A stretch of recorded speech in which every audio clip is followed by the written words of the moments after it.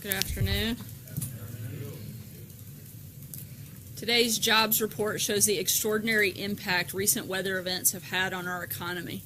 Calculations from Moody's Analytics estimate the recent storms could cause between $195 billion and $245 billion in economic losses.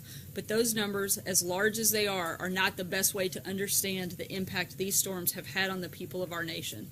President Trump has now personally visited storm-ravaged areas in numerous states and territories. He's seen the devastation, and he's looked into the eyes of Americans struggling to find hope in the midst of heartache. The President has committed to these people that we will walk with them every step of the way as they rebuild their homes, their communities, and their lives. And he has committed to all Americans that we are going to build an economy that works for everyone. We are encouraged to see that the unemployment rate has once again dropped and workforce participation vaulted to a 3.5-year high. This report underscores the need for Congress to work with us to grow the economy and create jobs. The importance of passing tax relief for American workers and business cannot be overstated. We have a once-in-a-generation opportunity to create a tax code that is simple, fair, and easy to understand. That means getting rid of the loopholes that primarily benefit the wealthiest Americans and special interests. It also means lowering taxes for middle-income Americans so that they can keep more of their hard-earned paychecks and buy the great American products made by American manufacturers. Today, the President signed a proclamation declaring October 6th National Manufacturing Day. This honors the men and women who create the products that power our communities, improve our lives, and defend our nation. The people who, as the President says, believe in those beautiful words, made in the USA. In addition to the 14 workers the President hosted in the Oval Office during today's proclamation signing, more than 500,000 people around the country are participating in thousands of events related to Manufacturing Day. Among them will be numerous members of the President's cabinet and other senior officials. Our tax plan would lead to a great American manufacturing boom. We will cut taxes on American manufacturers and businesses of all sizes and restore their competitive edge so they can create more jobs and higher wages for our workers. Our plan will also encourage them to bring back trillions of dollars currently parked overseas. The President will be back out on the road next week building support for this plan, which is really a jobs bill. He will be visiting Hamburg, Pennsylvania on Wednesday, and we'll have more details on that trip coming soon. And with that, we'll kick off Friday with questions, and we'll start now. This is kind of fun. We should do this more often, not just save it for Fridays. John Decker. Thank you, Sarah. The body of another U.S. soldier has just been discovered by local forces in Niger, which brings to 4 the total number of Green Berets that were killed on Wednesday in Niger. So far, there's been no response to this by the President. No tweet from the President, no statement from the President. Can we expect some sort of reprisal by the U.S. military in Niger as it relates to what happened on Wednesday? I made a statement on behalf of the administration yesterday in the opening. Obviously, any time one of the members of our great military are injured, wounded, or killed in action, that is certainly something that we take very seriously. Our thoughts and prayers are with those individuals. We're continuing to review and look into this, and as we have more details, we'll certainly let you guys know. Cecilia. Thanks, Sarah. Can you clarify the President's comments? Was he referring to military action when he said calm before the storm? As we've said many times before, I know the President has, as I have from this podium on quite a few occasions. We're never going to say in advance what the President's going to do.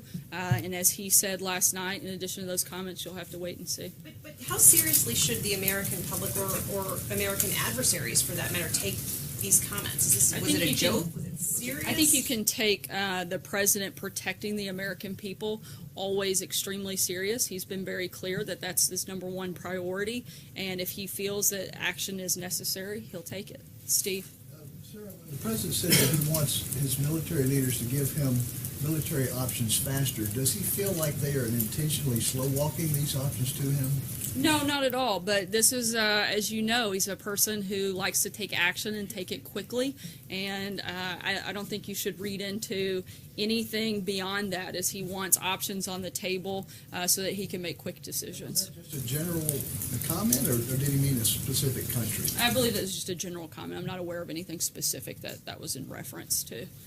Sarah, I have two questions. One on the soldier who was killed in Niger, and the other on DACA. On the soldier, when was the president made aware that there was a fourth soldier that was missing in action, and when did he become aware that unfortunately that soldier had been killed and discovered by local forces? I believe that the notification was yesterday, but I'd have to get clarification on the specific timing of when that took place. When was the president made aware that that soldier's body was found?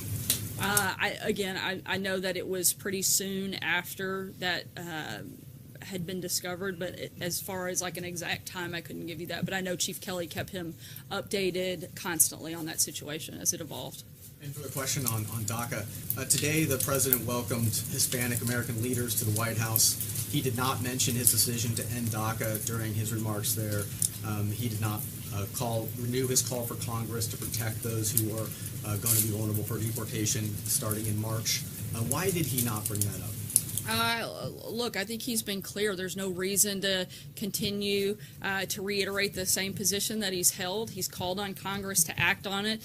You can expect in the coming days that he'll lay out his responsible immigration reform. I think you can count on that to happen very soon, and that's all part of the process moving forward. But he hasn't been unclear about what his position is on that front.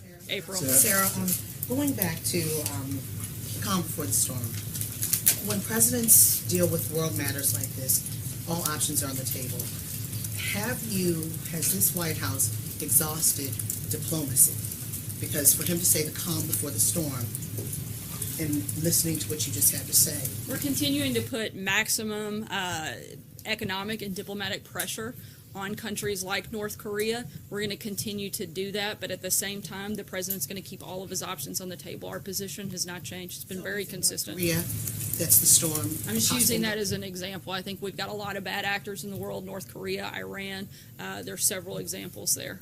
Blake? Sarah, let me ask you about the HHS decision today to expand the contraception waiver. The ACLU has already filed a lawsuit, or at least announced its intention to, and this was their response. They said, and I quote, "The Trump administration is forcing women to pay for their bosses' religious beliefs." They go on to say, "We're filing this lawsuit because the federal government cannot authorize discrimination against women in the name of religion or otherwise."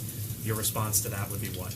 I don't think it's been a secret that I would probably never use the ACLU to get any of my talking points.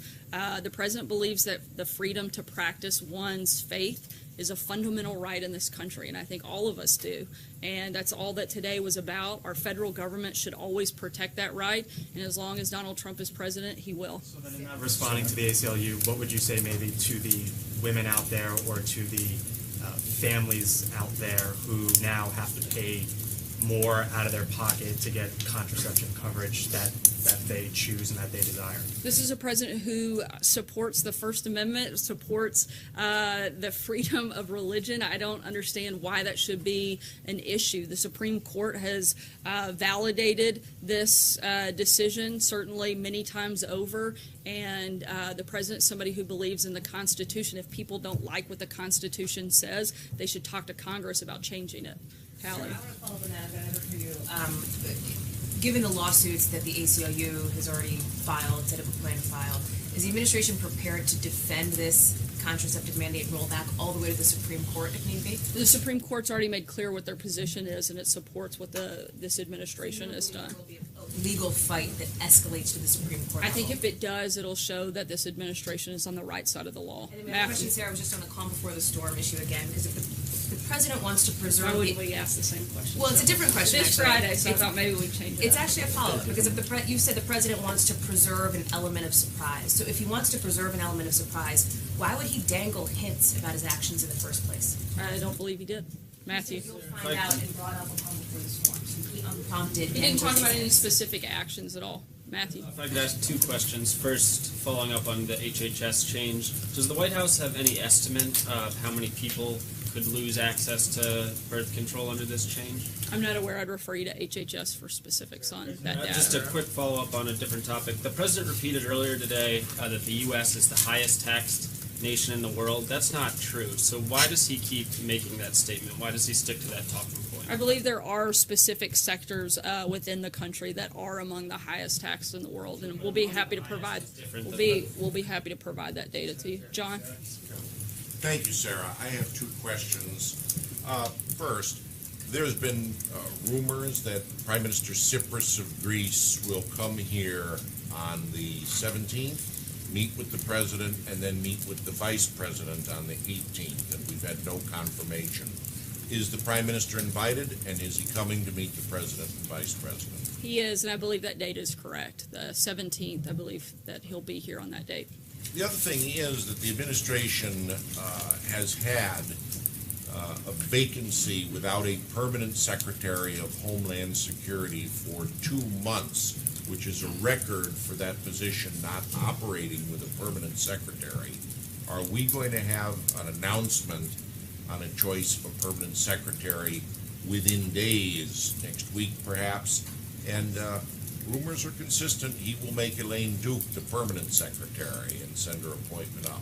True or false? I'm not going to get ahead of any announcement that the President may make about a permanent person, but I will say that Acting Secretary Duke is very competent and has managed the Department of Homeland Security very well in a very tough and trying time given the hurricane season that we've had, and certainly have not wanted to make big shifts in leadership during this time, and while there's so much going on there. In terms of a timetable, we'll keep you posted when we have an announcement on that front. Opinion too, right? I'm sorry? That's what you just said about Secretary Duke.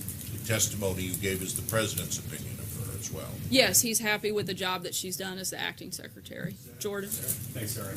Senator Cornyn said that the immigration principles that are being floated out there would be harmful to the DACA negotiations. He believes that DACA should be kept separate from any discussion about legal immigration. What is the White House response to that? I mean, are you guys committed to attaching legal immigration to the DACA debate? We want to make sure that whatever we put forward is a responsible immigration reform. That's not one piece of this process dealt with separately. We need to make sure that we're addressing all the problems so that we're not dealing with this again in 2, 4, 5, 6 years, but that we're putting forward a very thorough and full plan. And that's what you're going to see coming from the administration in very short order. Fred? Oh, thanks, sir. 2 questions. First, does the White House have any view on the CFPB rule on payday lending? Not that I'm aware of. I'd have to check on that and circle back with you. And just to follow up on that topic, there have been some House Republicans who believe that there's already cause for firing Richard Cordray, going back to his handling of the Wells Fargo case. Why hasn't the president taken action? I mean, does he approve of the job that Cordray has done so far? When we have any personnel announcements on that front, we'll certainly keep you guys posted. That's 2 already. I'm going to have to move on. Margaret, sorry. 2 quick questions for you. One, there have been some rumors about the future of Secretary of State Rex Tillerson today. Can you continue to say the President remains confident in him as Secretary of State? He does. As he said yesterday, or 2 days ago, as I said yesterday, nothing has changed despite what you may read in the media or watch on TV. I would certainly trust the President in my comments far above those of other reporters. And I want to ask you, the President, words matter. The President can move markets. He can cause miscalculation when it comes to adversaries. In the context of the questions asked of you today, when you've been asked what he meant by calm before the storm, you've mentioned North Korea, you've mentioned Iran. There's the implication that there is some kind of military action. There is some sort of forecasting there. Can you clarify if we are interpreting things correctly? I haven't been specific about anything. I've also talked about the fact that we're continuing to put maximum economic and diplomatic pressure on countries like North Korea. I'm simply saying that all options are on the table as they have been, and we're not going to announce what actions we'll be taking until that moment comes. Why did he say that? Sarah, can you be more specific about the president's position on bump stocks? Would he be open to legislation clearly banning them? As I said yesterday, we want to be part of that conversation. We want to gather more information. We're going to continue to do that over the coming days, and that's the current position. It hasn't changed since yesterday. Thank you, Sarah. 2 questions, if I can. Why not? I asked you about Senator Corker a few Just weeks not back. 3, 2's the one. Just 2. I asked you about Senator Corker and some of the comments he made a few weeks back. Earlier this week, he said that Secretary Tillerson, Secretary Mattis, and General Kelly are basically what's keeping the country separated from chaos. And he said that there are other people in the White House that aren't, putting forth policies in a coherent fashion. Do you have any response to Senator Corker's statement? Look, I think that the president is the one that's keeping the world from chaos. He has an incredible team around him that's helping him lead that effort, and he's had tremendous accomplishments on the international stage by working with allies and confronting enemies. We're going to continue doing that. We're going to continue doing that as a team with the president leading that effort. Is General Kelly helping to lead that effort? Is General Kelly? I'll come back to you. We have Sarah, time.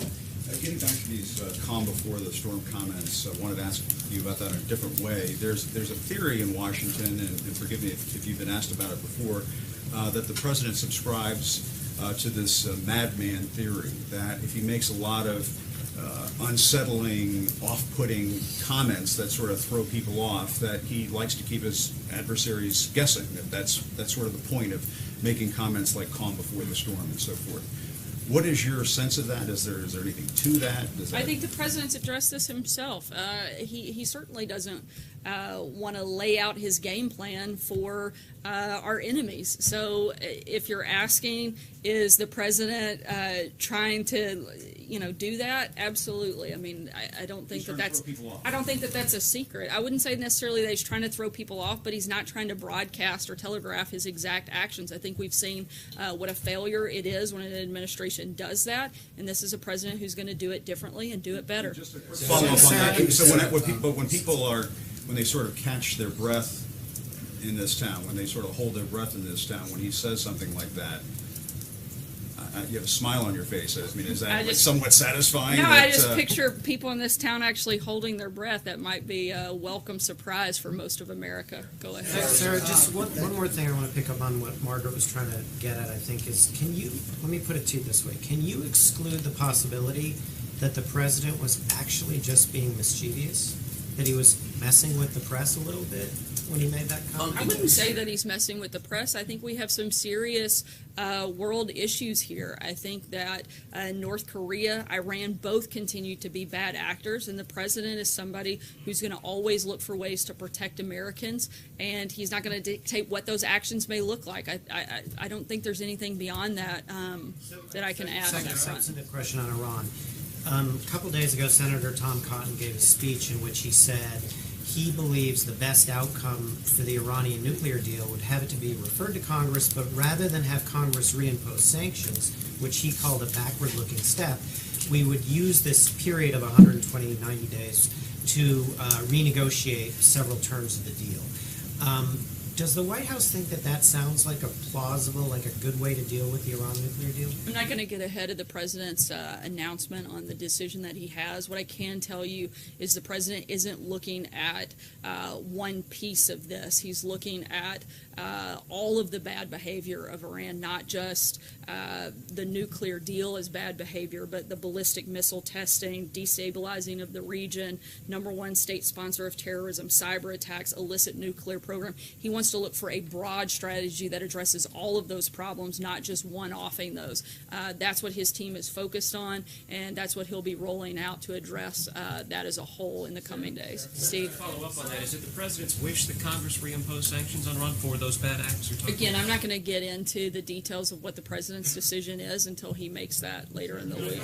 Another question about Cuba, Sarah. Sarah, about Cuba. Our CBS News reporting today has taken the story to a new level. There are now Americans who do not work for the government who are saying that they're subject to these health attacks. The State Department is telling us that there are a handful of Americans who have reported these symptoms.